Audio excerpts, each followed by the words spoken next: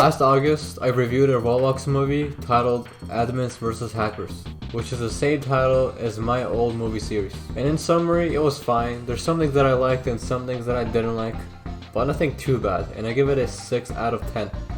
And then, for some reason, that entire movie got deleted off of YouTube, and I found out that the creator is completely remaking it. Bro really pulled off the Snyder Cut move. Just ignore that whole ass and re-release it after fixing everything. Works for me. Some people even commented on my video asking me to watch it, so I decided I'd do it. And I also found out that the creator is a devout Christian, which is cool, because I am too. Even if it may not look like it on this channel. Anyway, for anyone that cares, yes, I am still working on the continuation of my next Roblox movie after the last one ended on a cliffhanger. I took a huge break from it because of stuff, but I might come back soon. So when I watched this movie, I could instantly tell that he listened to all my criticism, and they were all addressed. But that doesn't mean that I still couldn't nitpick it. It's a Roblox movie after all. I could easily nitpick any Roblox movie, especially my own. Kinda like the MCU movies, or superhero movies in general. By their very nature, you can nitpick the ever-living life out of them. I don't want to include them in the video at first, because I won't let it affect the score too much, but for your own entertainment, I'll name the notable ones. To start, all scenes finally have actual backgrounds. In the first version, like half or maybe even more than half of the scenes were all shot on an empty baseplate, and there's even a joke in the movie that makes fun of that, so that's really good. Now all the scenes don't have to be so bland and feel so incredibly empty for too long. And there's even a cool title sequence. The movie even has a way better soundtrack. The first movie I'm pretty sure used exclusively the YouTube audio library sounds, which aren't that great. This one used some other ones too. We need more time to improve. Which is why we will spend the last of our moments training over and over. That traitor! He is going to get it! We must leave as well, and when we do, we will take our frustration out on that two-faced noob. And there's some cool animation effects like the shield effect, or the hologram effect. Anyway, the whole movie starts with this noob, later known as Two-Face, finally reaching level 1. Just to instantly get banned by the blue admin for saying yes. So the noob gets banned for saying yes for 3 days, and he points out how painful it was to wait 3 days to play Roblox again.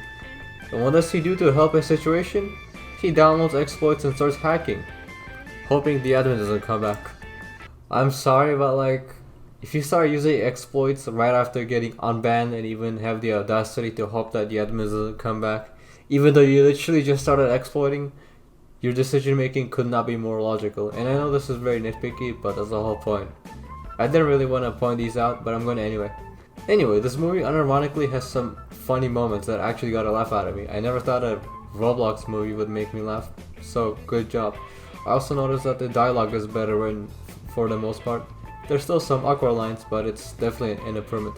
The action scenes were also improved. There's more camera movement and better use of animations, but one problem I have with them is the characters will just exchange punches, then start having a dialogue, then exchange more punches, and they have more dialogue, and it's pretty annoying to constantly keep getting interrupted like that.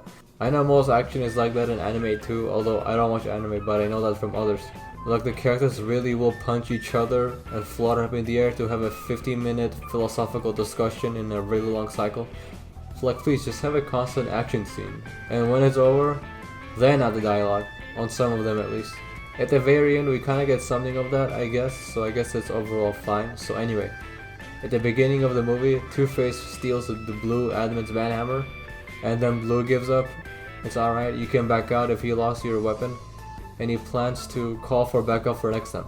Good idea. But then he directly tells Two-Face right in front of him that he's calling for backup. You know what? You win for now, but I'm calling for backup. Why on earth would you tell your own enemy that you're calling for backup? Are you trying to die? And why didn't Two-Face just kill Blue with his own banhammer right then and there? I don't know, and I don't really care. The pensive yellow admin, by the way, has a dog named Dog. That's the same dog in the last movie, by the way, but he no longer looks like the Demogorgon anymore. Quite a pity. So after Two-Face gets recruited by a hacker group by the name of Digital Chaos, we find out that not all hackers work together. There's a lot of hacker groups, some of which are rivals of each other, and they are all ranked by strength. Digital Chaos is ranked number 5, and this is a really cool and creative idea actually. This information got me hooked onto the movie, but I wish that we would have seen more rival hacker factions have conflict and tension. We got some of it, but it was mostly the admins versus digital chaos. That idea also builds an interest in the audience for what the #1 ranking hacker group is, and eventually we do find out, and that's good. So anyway, the blue and yellow admin at one point have two different hackers they need to track down. One of them is Two-Face, which Blue holds a grudge against because he kinda humiliated him by taking away his banhammer. So Blue asks Pensive Yellow to please let him fight Two-Face and get revenge, and Pensive agrees. Please let me attack the noob. Alright, bring him to justice for me, okay? Justice shall be ours. What is wrong with you, goofy ass? Why would you agree to separate and take them on one by one? Why can't you just go after one and then the other together? Divide and conquer, which you yourself said, by the way. Once again, are you trying to die? Anyway, so Blue goes on his self-destruction mission to fight Two-Face without Pensive Yellow's help, and he actually beats him this time. Nice. But as a backup plan, Two-Face mentions that he's about to use a move that he learned from his hacker group. So let's see what the #5 ranking group taught Two-Face. I learned this move in my training. It's a last resort retreat. And he learned how to rage quit. Brilliant. So after some time, the admins got a new armor so they can fight better, and the armor looks really cool actually, visually. But why are the heads exposed? The most vulnerable, biggest part of your bodies. Come on guys, you can do better than this. Then the admins got brand new banhammers, and the new hammers can actually morph into other weapons. And I find that really cool actually. It kinda reminds me of Iron Man's nanotech suit. And the green admin just comes back to the admin base. Pensive Dog was there, who can talk now and increased intelligence because some dude did it. So Pensive tells the dog to scan the green admin's memory, and the dog says, "On it." Dog, scan his history. Something's up. On it. And literally no one reacts. No one realized that the dog can subtly talk. But then he says something right after that. He has encountered one of the hackers of digital chaos. He can talk! Then everyone reacts. Are you guys all stoned out or something? How did you actually all collectively miss that first one? Anyway guys, remember how in the last movie I brought up how that Crimson Red being the hacker cool kid should have been a plot twist that was revealed at the same time as when the admins had it revealed to them? Instead of having it be revealed to the audience first and then the admins, which decreases shock value. Well, thankfully in this version, that whole plotline was fixed, and as you can see, at least one person really liked it, so thank me later, creator of the movie. Anyway, at the very end, Digital Chaos hacker group have been collecting these fuses the whole movie to power this gigantic robot, which is meant to be able to invade every other hacker group and even the admin base itself. Sounds really powerful, but here's something that doesn't make much sense to me. Almost every time we see an admin in a hacker fight, the hacker almost always beats them quite easily. So why do they need this big hacker machine? I don't know. And then the admins are able to pretty quickly destroy the machine, and then the hackers surrender, even though they have proven that they can pretty easily defeat the admins without the machine on their own. I don't know if I'm missing something here, like what on earth is up with that? And then the movie ends, and has a pretty clever ending actually. We're going to pull off the best April Fools. Welcome to Doomsday. I trapped. So the way I'll determine the rating is I'll rate 5 different aspects of the movie and take the average. I'll rate the characters, plot, action, soundtrack, and the ending.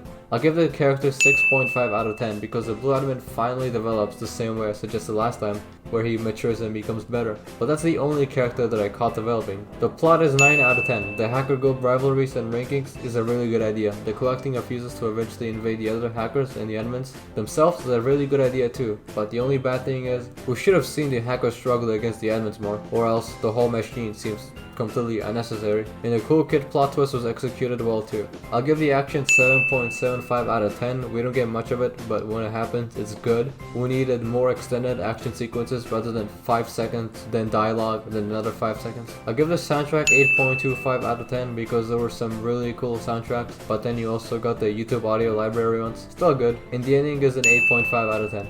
Gets the viewer excited to see how the story progresses. Although I wish there was more payoff. If you average all of the numbers, the overall score averages to 8 out of 10, which means the movie is considered great according to this rating system. This movie was a really big improvement from the last movie, and I'm excited to see how the creator develops the story onto the next one with the April Fool's hack. Anyway, thank you for watching. For now, peace.